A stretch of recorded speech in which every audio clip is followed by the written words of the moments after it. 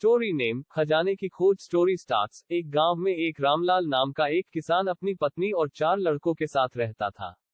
रामलाल खेतों में मेहनत करके अपने परिवार का पेट पालता था, लेकिन उसके चारों लड़के आलसी थे, जो गांव में वैसे ही इधर उधर घूमते रहते थे। एक दिन रामलाल ने अपनी पत्नी से कहा कि अभी तो मैं खेतों में काम कर रहा हूँ, लेकिन मेरे बाद इन लड़कों का क्या होगा? इन्होंने तो कभी मेहनत भी नहीं करी, ये तो कभी खेत में भी नहीं गए। रामलाल की पत्नी ने कहा कि धीरे धीरे ये भी काम करने लगेंगे। समय बीतता गया और रामलाल के लड़के कोई काम नहीं करते थे। एक बार रामलाल बहुत बीमार पड़ गया। वह काफी दिनों तक बीमार ही रहा। उसने अपनी पत्नी को कहा कि वह चारों लड़कों को बुला कर लाए। उसकी पत्नी चारों लड़कों को बुला कर लाए।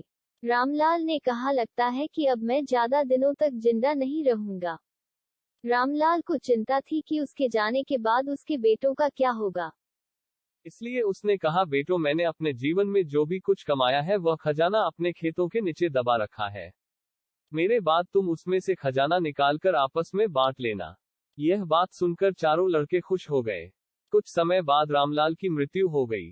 रामलाल की मृत्यु के कुछ दिनों बाद उसके लड़के खेत में दबा खजाना निकालने गए। उन्होंने सुबह से लेकर शाम तक सारा खेत खोद दिया, लेकिन उनको कोई भी खजाना नजर नहीं आया।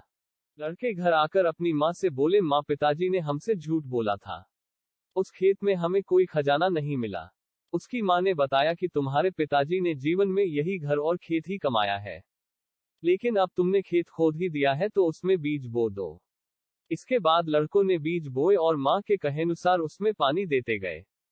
कुछ समय बाद फसल पककर तैयार हो गई, जिसको बेचकर लड़कों को अच्छा मुनाफा हुआ, जिसे लेकर वह अपनी माँ के पास पहुंचे। माँ ने कहा कि तुम्हारी मेहनत ही असली खजाना है, यही तुम्हारे पिताजी तुमको समझाना चाहते थे। मॉरल ऑफ द स्टोरी सीख, हमें आलस्य को त्याग कर मेहनत करना चाहिए। मेहनत ही इंसान की असली दौलत है।